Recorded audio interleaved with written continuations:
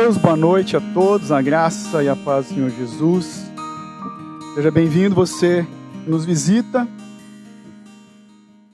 Para quem não me conhece, meu nome é Paulo. Pela graça de Deus, sou pastor nessa igreja, Igreja Reformada Vertical em Blumenau, juntamente com o presbítero Leandro e Daniel, que está ali na frente. Levanta mais alto. Ali. Obrigado. Sintam-se em casa, vocês que estão conosco pela primeira vez. Para você que não sabe, nós temos o costume de pregar um livro específico da Bíblia de forma sequencial, o que nós chamamos de exposição bíblica, uma pregação expositiva. E justamente nós estamos no Evangelho de Marcos. Hoje nós vamos dar continuidade ao capítulo 14 de Marcos. Eu peço que você abra a sua Bíblia, portanto, em Marcos 14. Você vai ler comigo dos versos 66 até os 72, é o finalzinho do capítulo 14 de Marcos. Enquanto vocês procuram, eu tomo água.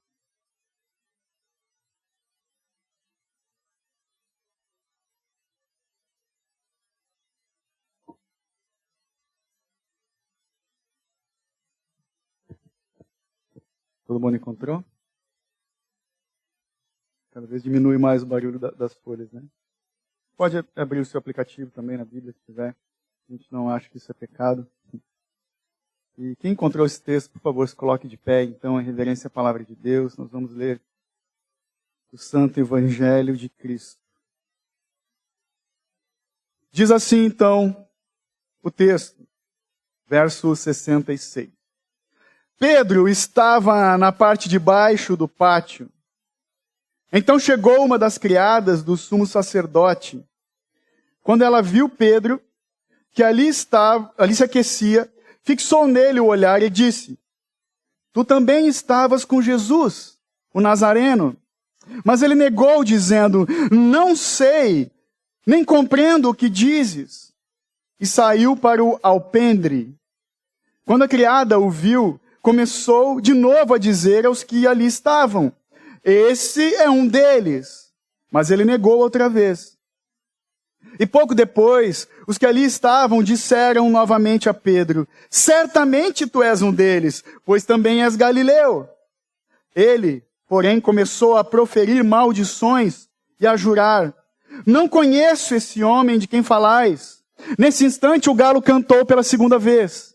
E Pedro lembrou-se da palavra que Jesus lhe disse: Antes que o galo cante 2 vezes, 3 vezes me negarás. E caindo em si, começou a chorar. Senhor, nós rendemos graças a Ti, ó Pai bendito, por esse relato, por essa porção da Tua santa palavra. Pai, assim como o Espírito Santo tem falado a tantos, quando leem e meditam sobre esse texto, nós clamamos, rogamos ao Senhor: Fala conosco por meio da Tua santa palavra, que ela encontre lugar em nossos corações, para que nós sejamos transformados pelo louvor da Tua glória. É o que nós te pedimos em nome de Jesus. Amém. Muito obrigado, você pode se assentar.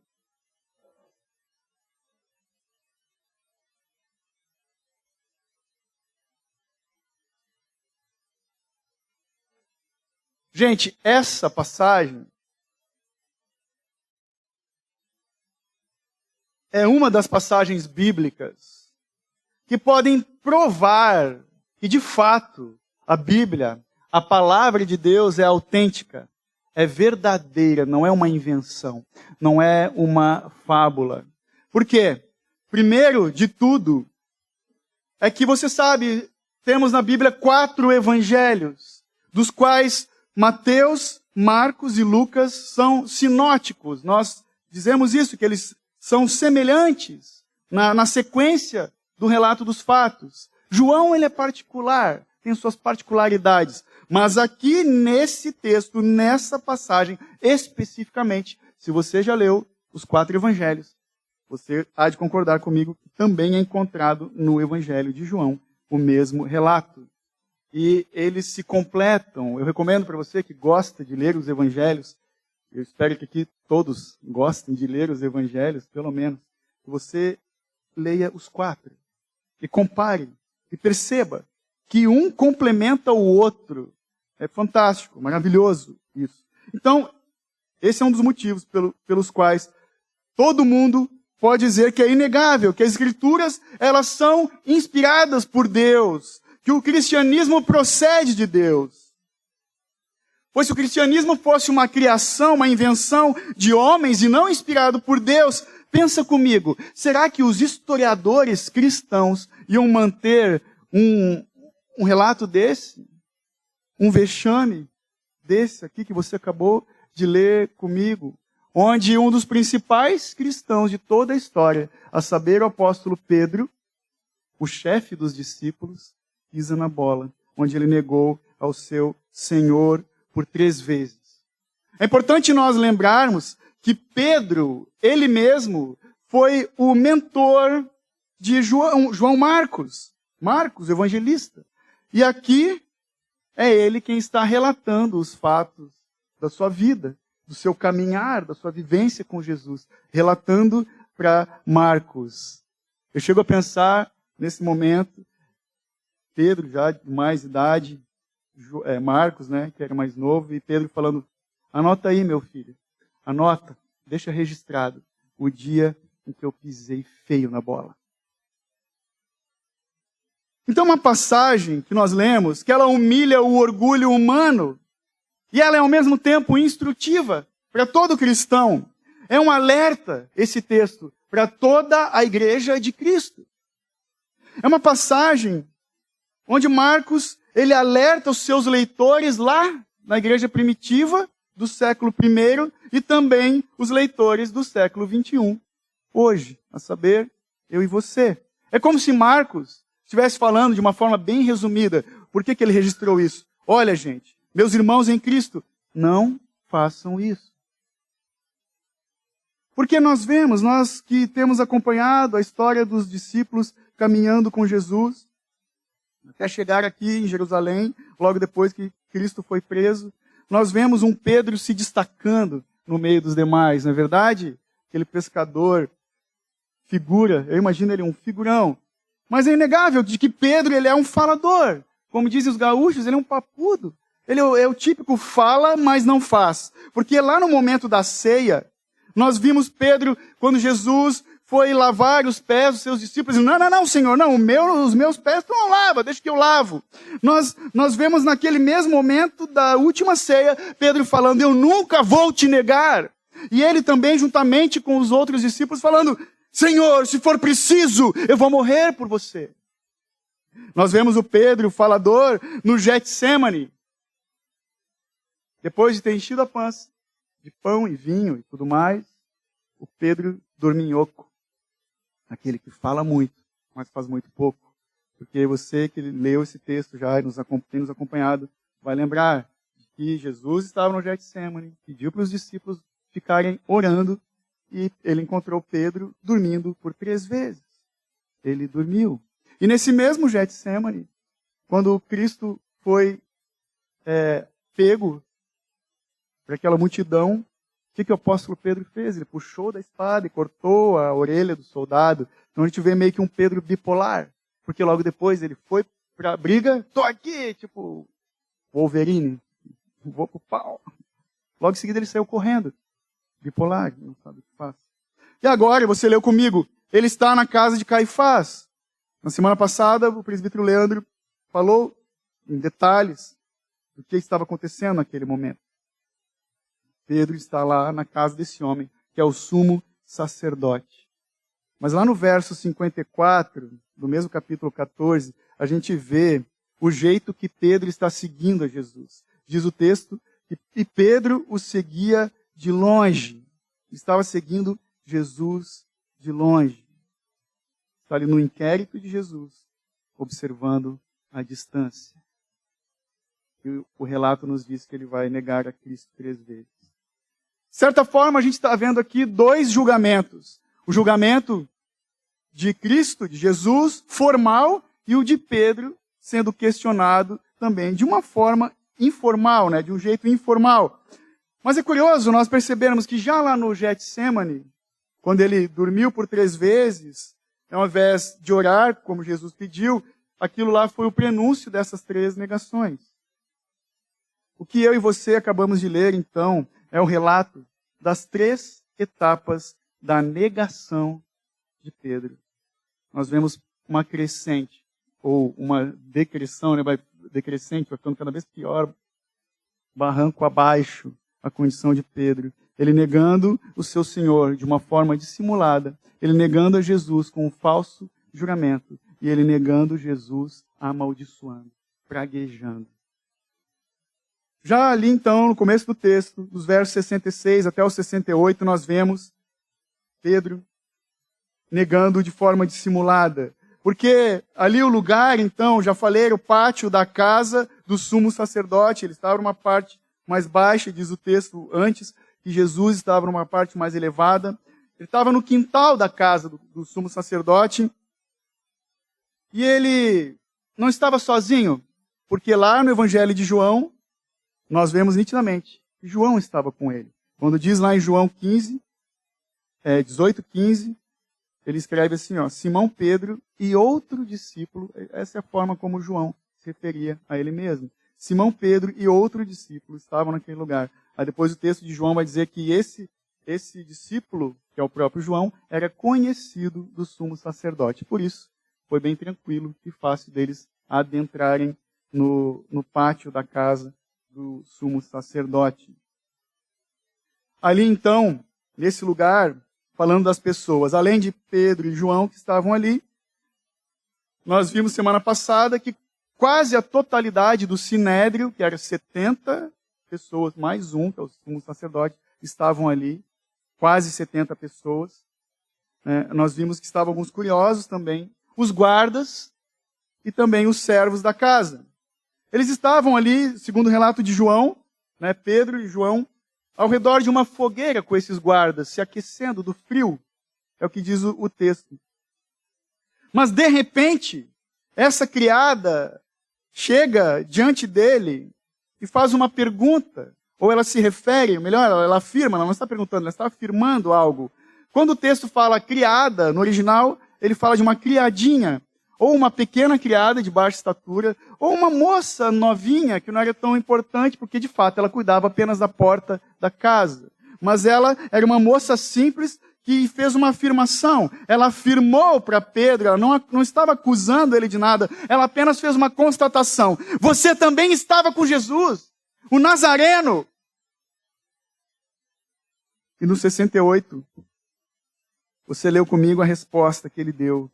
Mas ele negou, dizendo, não sei, nem compreendo o que dizes. Pedro está tropeçando em si mesmo para negar qualquer associação com Jesus. E ele responde dessa forma dissimulada. Mas, lendo o texto no original, as expressões no grego que são utilizadas, nós vemos que ele está enérgico e alterado. Então ele está respondendo, eu não sei. Eu não compreendo o que você está dizendo. Na NVI diz, eu não conheço nem sei do que você está falando. Então esses verbos na negação, eles enfatizam uma total negação. O que ele está falando é que, olha só, menina, eu na teoria e nem na prática sei quem é esse cara. Eu nem faço ideia do que você está falando. E trazendo para o nosso bom português, é como se ele estivesse falando hoje, esse homem não significa nada para mim.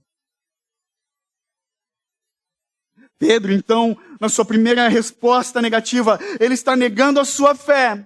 Ele está negando o seu discipulado, ele está negando o seu mestre, ele está negando o seu Senhor, depois de ter caminhado com Cristo durante 3 anos.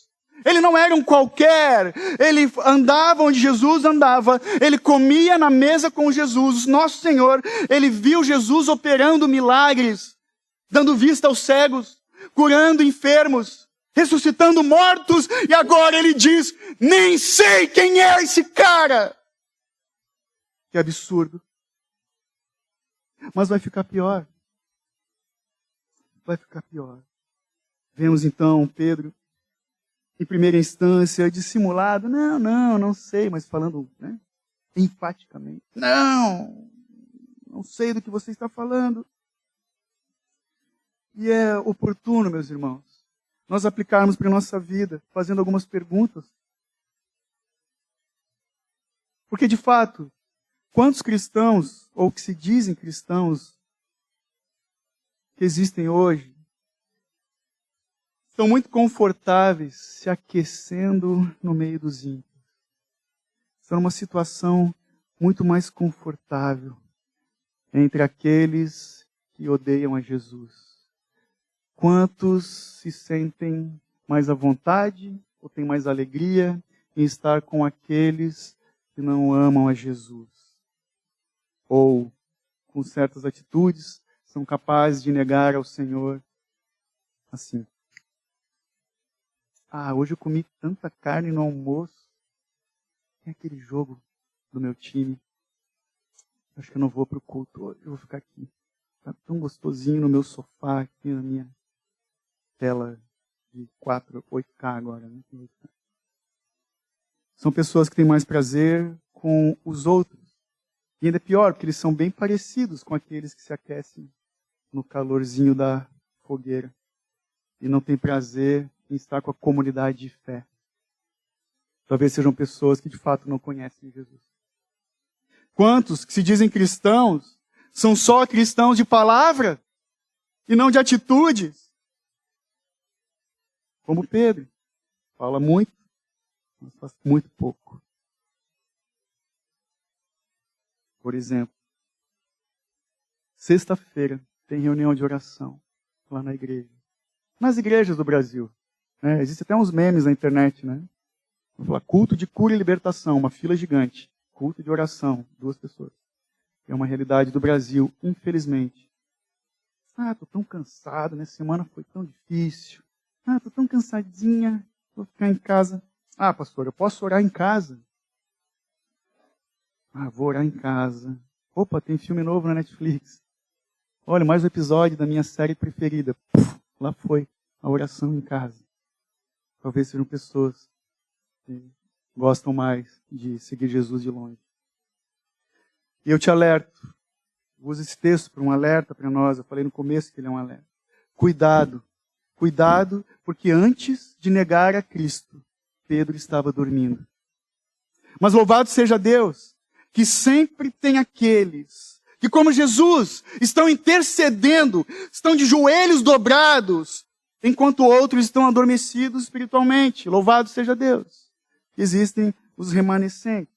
Ou ainda quantos escondem a sua fé. A gente brincava antigamente, talvez hoje ainda exista esse tipo de brincadeira do crente agente secreto, né? Tem aquela Bíblia daquele tamanho que cabe na bolsa para ninguém ver. Quantos têm receio, têm medo de ser discriminados, têm medo de ser rejeitado no grupo da família, do trabalho, da escola, da faculdade, ou na rede social. Postam um monte de coisa de política, postam um monte de coisa de qualquer coisa, memes, piadinhas, esporte, sei lá, e nada de evangelho. Será que as pessoas lá fora sabem que nós somos cristãos? Será que as pessoas lá fora sabem que Jesus é o maior amor da sua vida? Eu te pergunto. Ou melhor, Jesus é de fato o amor maior da tua vida? Ele é o prazer maior da tua vida? Ele é a alegria maior da tua vida?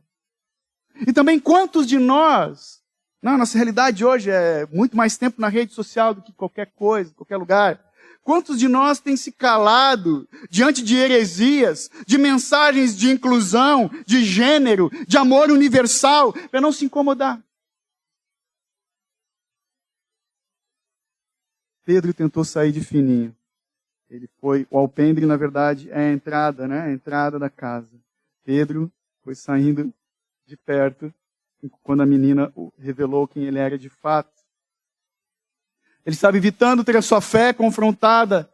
E naquele momento, ele perdeu uma grande oportunidade de testemunhar abertamente. Sim, eu sou discípulo de Jesus. Jesus é o Senhor e Mestre da minha vida. Ele é de fato Filho de Deus. Vocês o estão julgando injustamente. Ele perdeu essa oportunidade. Então ele, diante dessa afirmação, ele negou e foi se movendo para a entrada. A porta de entrada. O comentarista James Edwards diz o seguinte: uma mudança de lugar não substitui uma mudança de coração. Onde está o teu coração? Onde estão os nossos corações, meus irmãos? Onde estão os nossos corações? Nas mãos do Senhor ou nas realizações dessa vida? Nas metas, no emprego, num filho, numa esposa, num esposo, no noivo que ainda não existe, né? O advir, ou coisas do tipo, na faculdade, na minha carreira, em ganhar dinheiro, naquela festa, que vai ter pegação e ninguém da igreja vai ficar sabendo. Onde estão os nossos corações? Ah, pastor, mas eu sou crente da igreja há 10 anos, 20 anos, irmão, de caminhada de fé, 30 anos, não importa. Você pode estar dentro de uma igreja e o seu coração não está ali. Nós precisamos, irmãos, saber e conhecer a cada dia quem é Jesus. Com intimidade. Tem que ser o anseio daqueles que amam e esperam e confiam no Senhor. Conhecê-lo em intimidade. Por isso nós somos, a igreja tem que ser a noiva de Cristo. Tem que agir como a noiva de Cristo. Que deseja, anseia por intimidade com o seu Senhor, o seu noivo.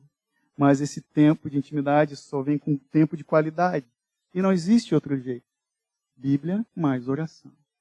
Bíblia mais oração. Tempo de qualidade igual intimidade com Deus. Não vi ninguém anotar a fórmula. Saibam que aqui vos fala alguém que já foi muito parecido com Pedro nessa situação. E sempre que lê esse texto, leio de joelhos, porque ele me humilha. É essa função dessa parte desse registro. Então, Pedro ele negou a Jesus, ele mudou de lugar, mas o seu coração continuou o mesmo. Ele continuou o mesmo, tanto que ele errou e vai errar mais uma vez. Ele vai negar Cristo mais uma vez. Segue o texto, os versos 69 e 70. Agora Pedro, ele vai negar a Jesus com um falso juramento. 69. Quando a criada o viu, começou de novo a dizer aos que ali estavam: esse é um deles. 70. Mas ele negou outra vez. E pouco depois, os que estavam ali disseram novamente a Pedro: certamente tu és um deles, pois também és galileu. Diz a minha versão. Lá em Mateus, se você já leu, Mateus fala de duas criadas. A gente não sabe ao certo se foram primeiro uma, depois a outra, isso não importa.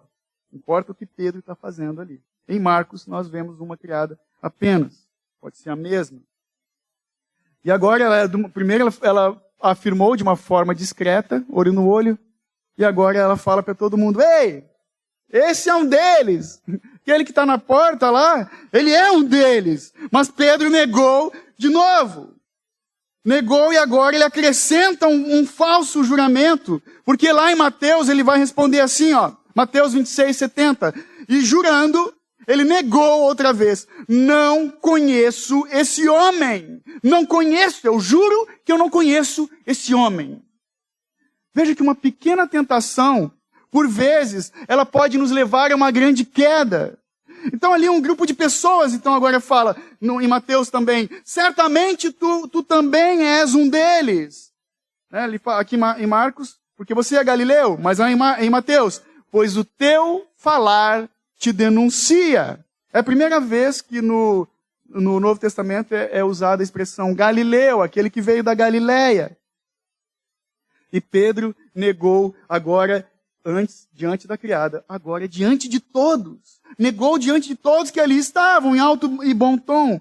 Ele foi contra a advertência do seu mestre. Quando Jesus fala lá em Mateus 10:33, mas aquele que me negar diante das pessoas, também eu o negarei diante do meu Pai que está no céu.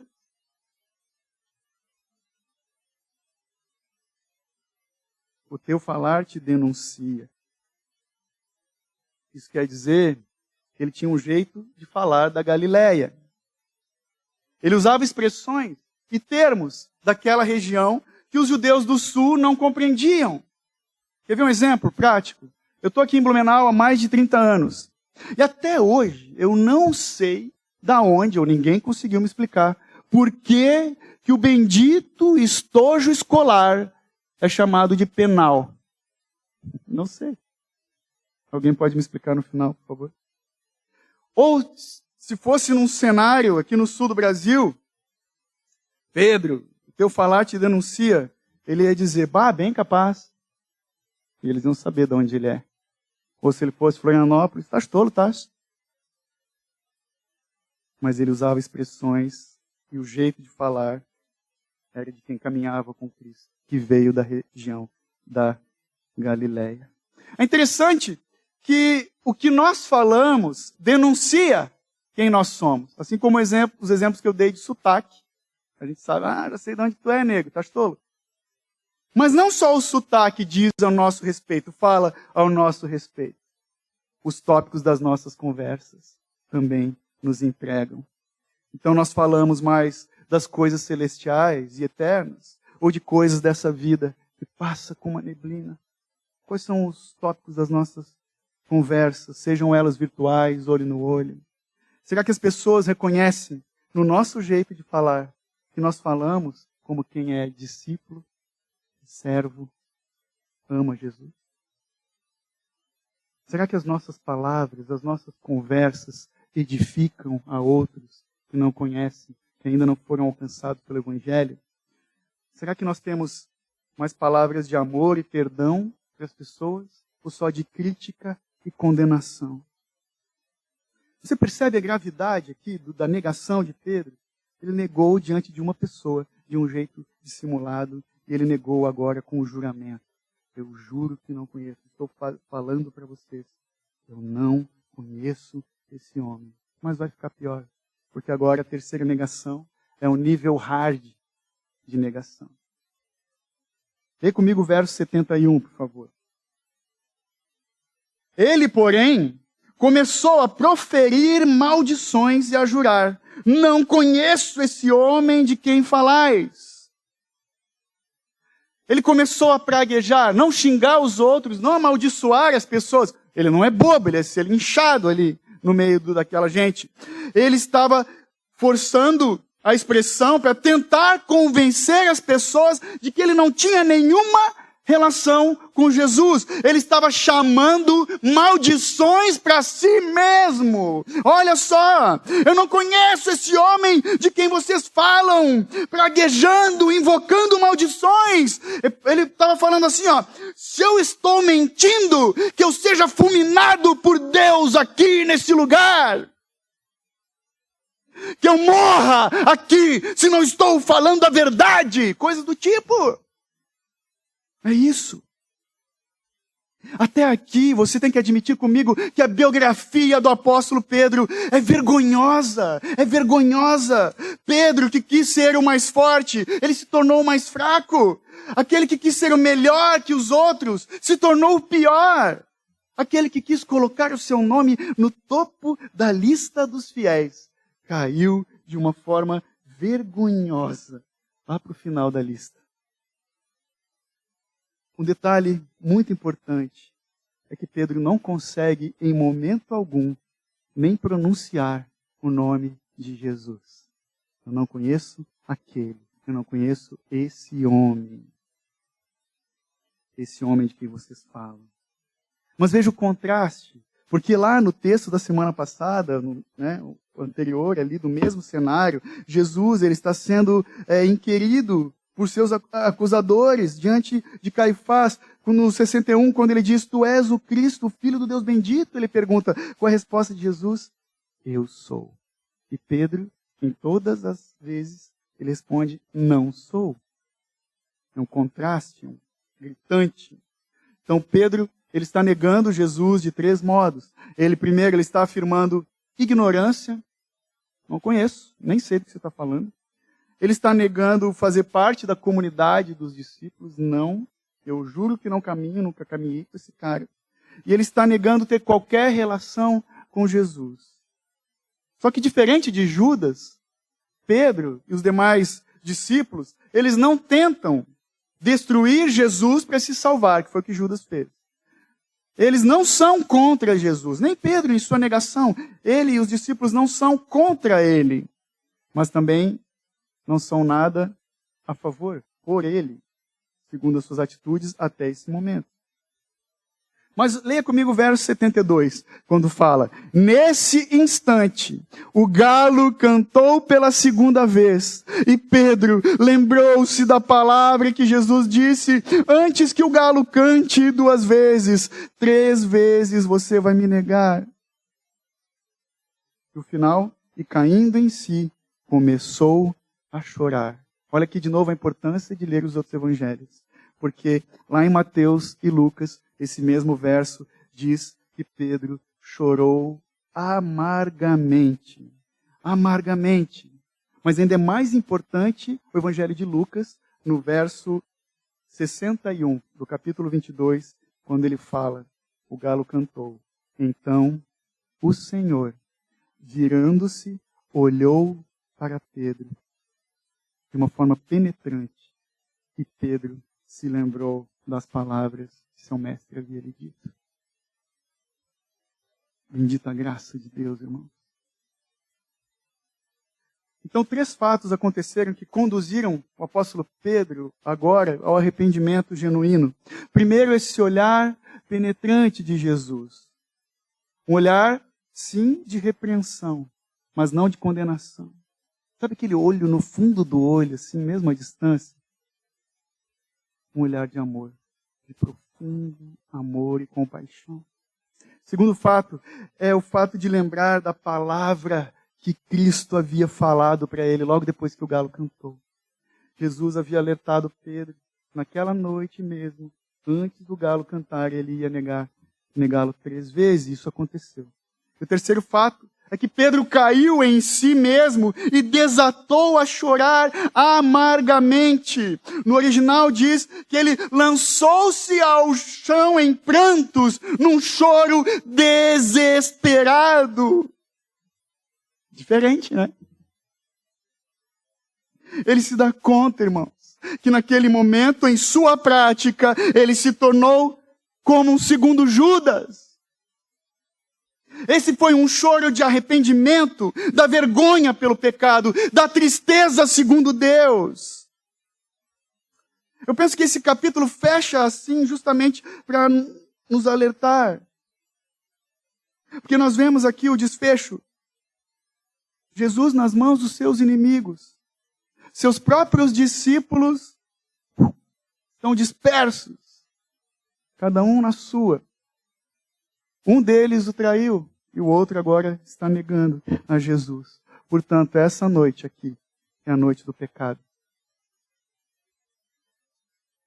Nós até aqui temos visto que os discípulos, ao longo de todo o evangelho, de Marcos, eles ainda estavam entendendo Jesus de uma forma equivocada, de uma forma errada. Eles queriam, lembram, um revolucionário libertador. Eles achavam que ele ia pegar em armas, comandar um levante contra o Império Romano. Eles não queriam Jesus pacato, que se entregou de forma voluntária nas mãos dos pecadores. Só que a renúncia de Pedro é a primeira negação de forma explícita. E o fato dele ser o chefe ou o principal dos apóstolos faz dessa negação pior ainda, mais violenta, mais pesada. O exemplo de Pedro é um alerta para mim e para você. É um alerta para todos os discípulos daquela época e os de hoje também. Um alerta para nos lembrar de que o testemunho fiel a Jesus é importante, é muito importante. Mas ele também é facilmente traído, esse nosso testemunho é facilmente traído por ações e palavras pequenas, no dia a dia.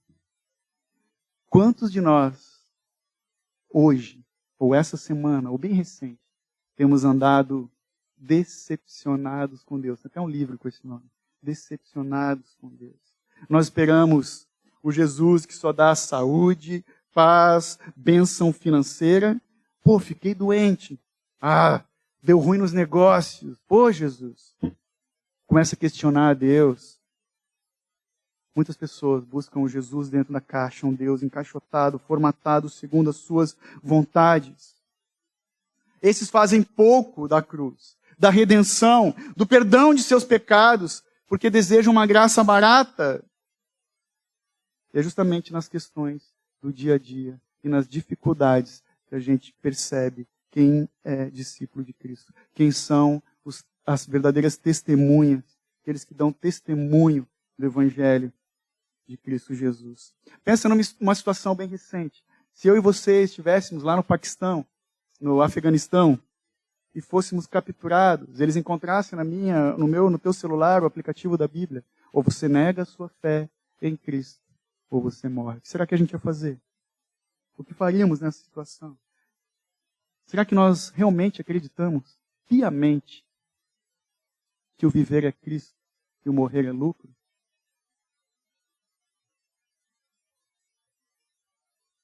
Sem dúvida alguma, Marcos ele conclui essa história de Pedro para lembrar aquela igreja da época, a igreja romana.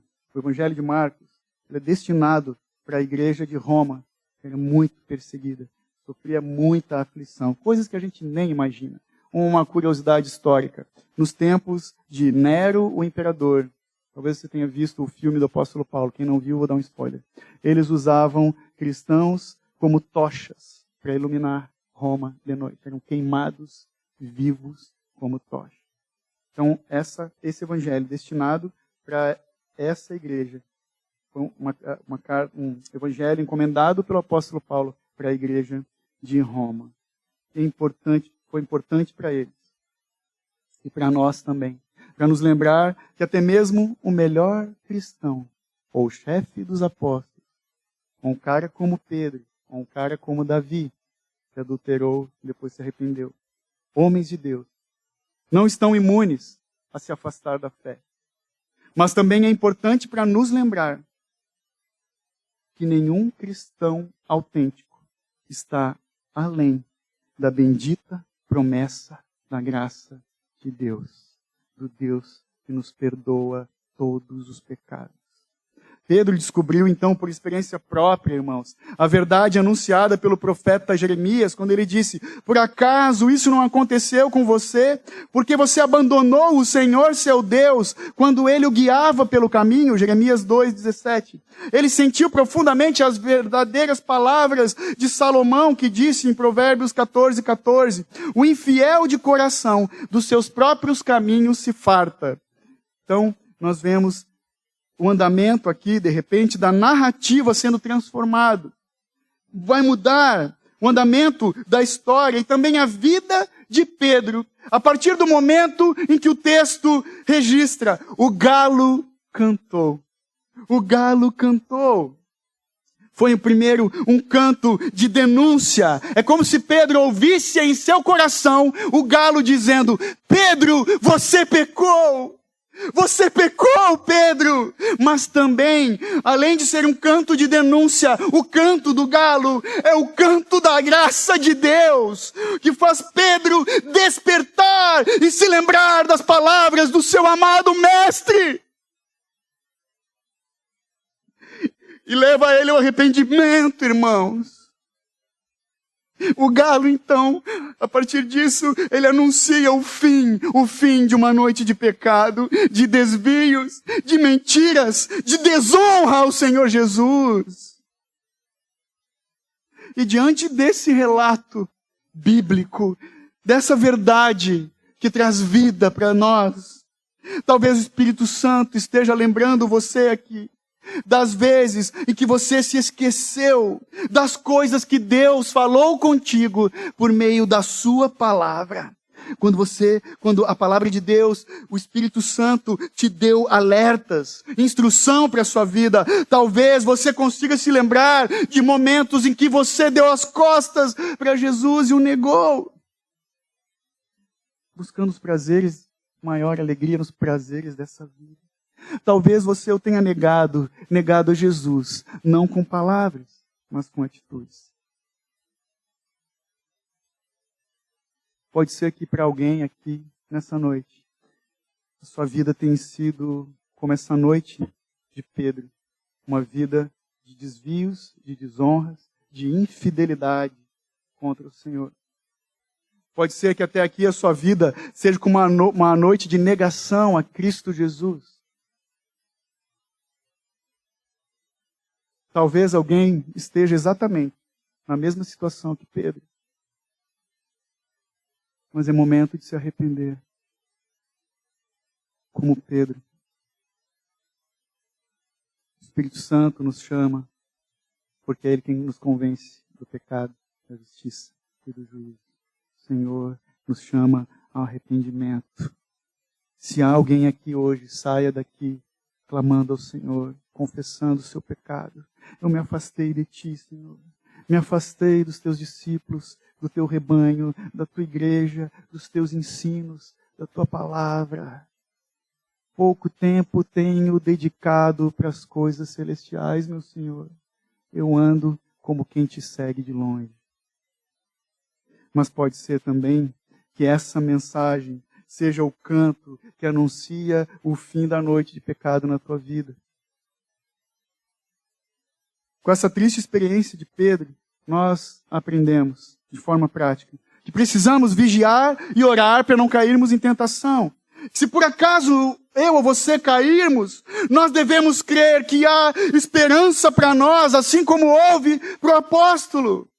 Por quê? Um spoiler. Lá no capítulo 16 de Marcos, na ressurreição, no túmulo vazio, chegam as duas mulheres e o anjo fala, avise aos discípulos, mas avise a Pedro também, que o Senhor ressuscitou e vai encontrá-los no mar da Galileia. Há esperança para os arrependidos. Se pecarmos, se cairmos como Pedro, nós temos que nos arrepender assim como ele se arrependeu também. Ou nós não seremos perdoados. Profundamente precisamos nos arrepender. Sabe, a gente não deve esquecer que muita tristeza pelo pecado anda de mãos dadas com o verdadeiro arrependimento. Essa é a grande diferença entre o arrependimento para a salvação e um remorso inútil. Porque o remorso, ele só vai mostrar que eu e você somos miseráveis. Talvez como Judas. E nada mais. Ele só mostra isso. O remorso não leva homem nenhum até a Deus. Mas o verdadeiro arrependimento, ele pode acalmar nossos corações. Ele pode consternar a mente humana, produzindo verdadeira conversão ao Pai Celestial. Então os pecados daqueles que pensam que são crentes, os que estão distantes da graça de Deus, são pecados dos quais eles não se levantam. Mas o pecado do genuíno servo de Cristo sempre termina em profunda contrição, em auto-humilhação e mudança de atitude. Então, se alguém aqui se encontra nessa situação, primeiro chore e se arrependa diante de Deus. Eu espero que em momentos semelhantes a esse, nós possamos fazer como Pedro, chorar e clamar por misericórdia e nos arrependermos. Você possa orar no íntimo do seu quarto, na sua casa depois, clamando ao Senhor, Deus, hoje o galo cantou no meu coração. Hoje eu ouvi o canto da graça, que põe fim a essa noite de desonra e negação. Arrependido, eu quero suplicar o teu perdão, Senhor Jesus. Não quero mais te seguir de longe, quero correr em tua direção. Me ajuda, Cristo Jesus, meu amado, a caminhar contigo. Amém. Amém. Amém. Eu peço que você se coloque de pé. E nós vamos ter alguns minutos para refletir, talvez orar a respeito dessa mensagem, daquilo que o Senhor está falando contigo, assim como Ele tem falado comigo nesses dias que eu ando debruçado sobre esse texto. Nunca é demais clamarmos pela bendita misericórdia de Deus.